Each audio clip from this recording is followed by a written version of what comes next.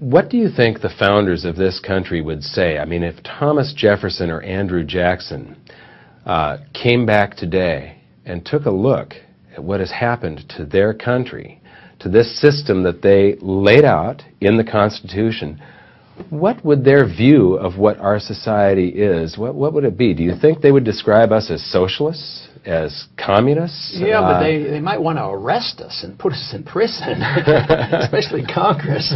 Because, you know, what was interesting on the monetary issue, the Monetary Act of 1792, the first one after the Constitution, said that if you participated in counterfeiting, that you could get the death penalty. And to them, counterfeiting was printing notes that were worthless. Bills of credit. Because they knew what it was like when the Federal Reserve notes. when the continental dollar went to zero, and they knew what runaway inflation was. And I'm sure Jefferson and others would say, "Look, don't you remember? You know what happened?" So if they instituted the death penalty for counterfeiting, he would say, you know, in the moral sense, this is what we've done. We have legalized counterfeiting. You and I can't counterfeit. Fortunately, that's still against the law because it's fraud. But why is it that the government's allowed to do what we're not allowed to do? See, there's a basic principle in a free society is that governments can't do what you and I, we can't steal and rob and hurt people. Unfortunately, that's still generally understood that that's a good rule.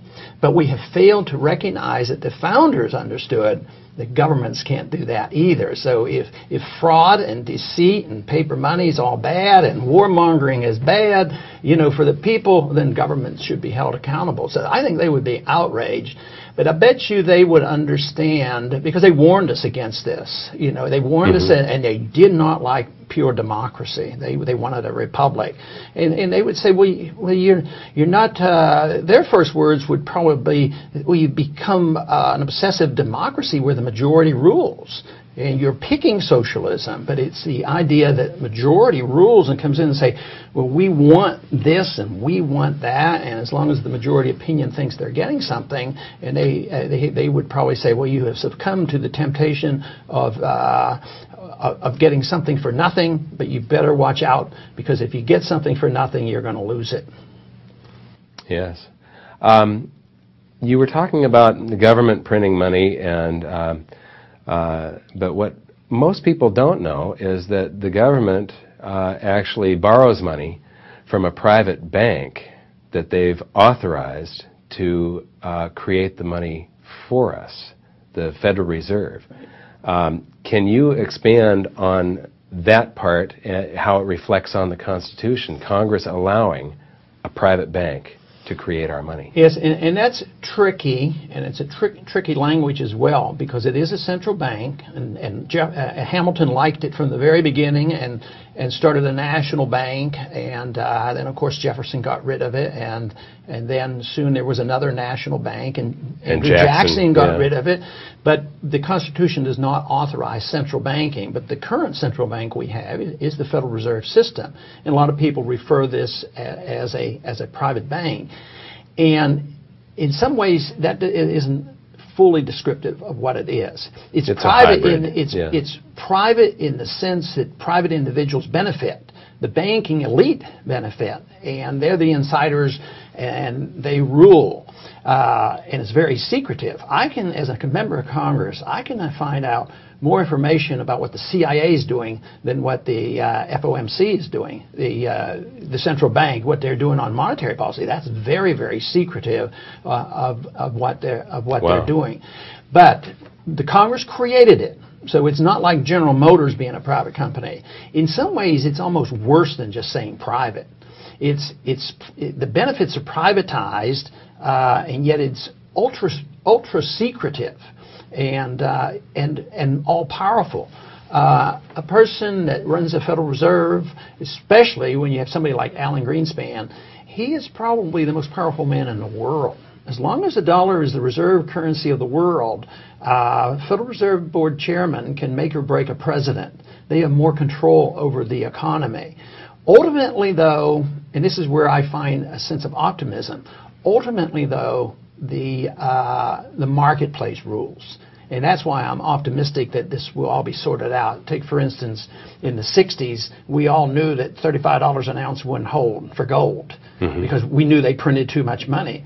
But the authorities, the central bank and the Treasury and everybody got behind supporting gold, at the dollar at $35. You're talking about the London gold pool now? The gold pool and the pseudo-gold standard of Bretton Woods. Yeah. And this is when I became a true believer, because I read Austrian economics and they said, it won't work, it won't work.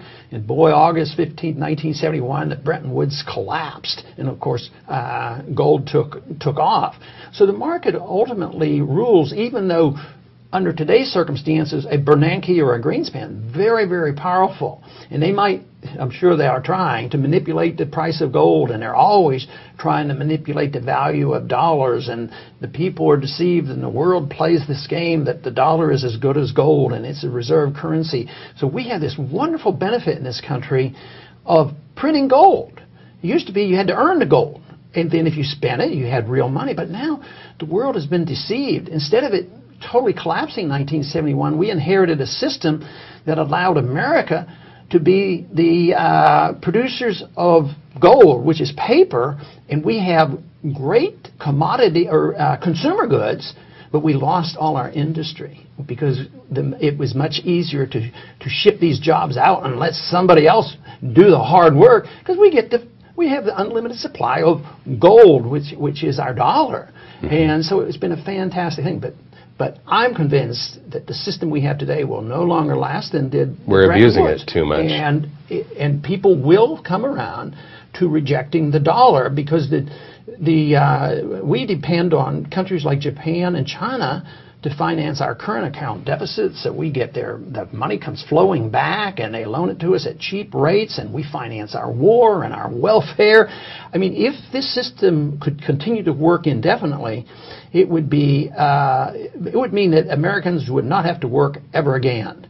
We would just loaf the rest of our lives and just print the money and buy whatever we needed. And one day, a long time before we all quit working, the world will wake up and find out that we in this country who have lived beyond our means unfairly will be living beneath our means. And even though the very wealthy who have benefited tremendously from this system, many of them will know the tricks of the trade, and they know what to come, and then they'll protect themselves. But there'll be many of those who don't quite understand this and think that this wealth is perpetual, and they'll be brought down as well. I'm in the business of protecting liberty as a congressman. So that's my goal. And I think of what's happened in third world countries, or in particular in Germany. Ultimately, when you have chaos, economic chaos brought about by monetary manipulation, runaway inflation, the threat is not to the loss of their personal wealth, which is a possibility. The real tragedy is the coming of a dictator. You know, whom are we going to blame?